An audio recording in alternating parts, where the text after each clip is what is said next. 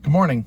Today we're going to look at Psalm 22. It's a long one. We'll just read through it first, and then we'll go back and, as we always do, just mention one thing that stands out to me. For the director of music, to the tune of the doe of the morning, a psalm of David. My God, why have you forsaken me? Why are you so far from saving me, so far from my cries of anguish? My God, I cry out by day, but you do not answer. By night, but I find no rest.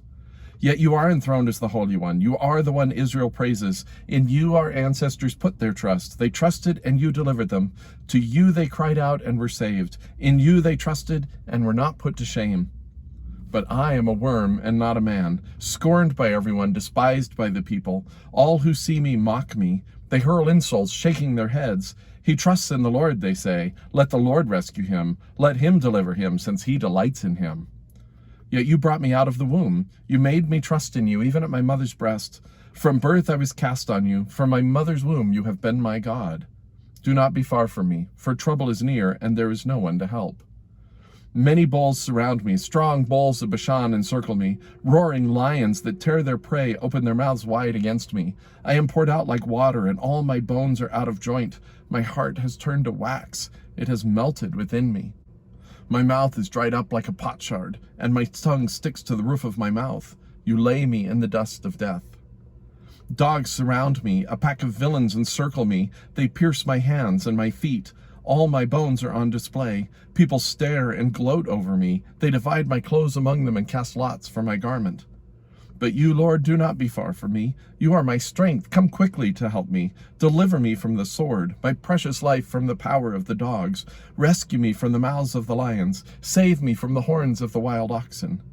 I will declare your name to my people. In the assembly I will praise you. You who fear the Lord, praise him. All you descendants of Jacob, honor him. Revere him, all you descendants of Israel. For he has not despised or scorned the suffering of the afflicted one. He has not hidden his face from him, but has listened to his cry for help.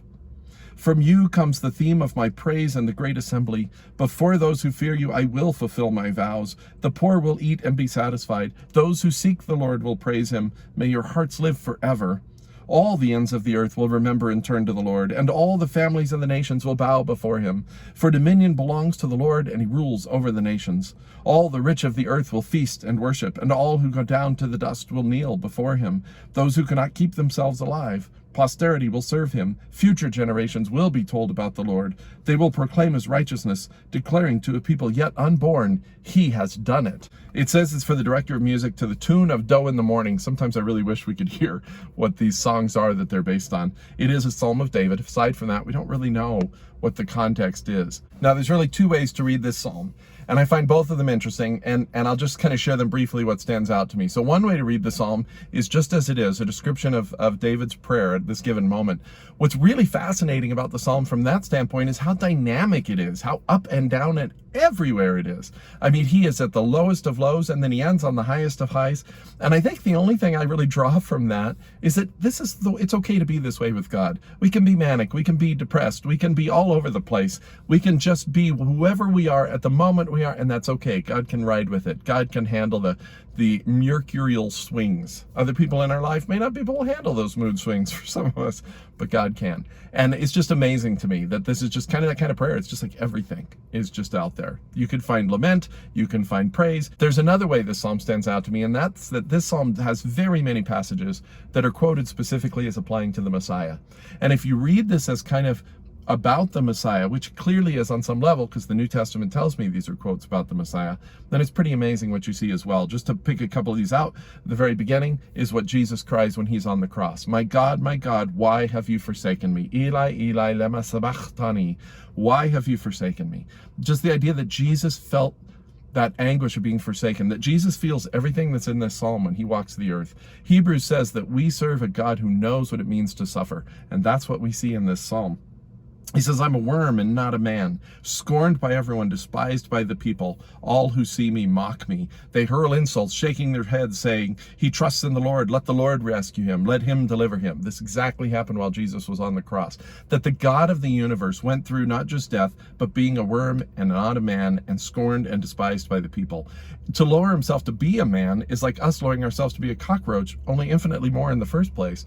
And then on top of that, to be a man that's a worm, that's despised by everybody. And then I really love, if this is about God, it goes on, it talks about them gambling over his garments. That also happens.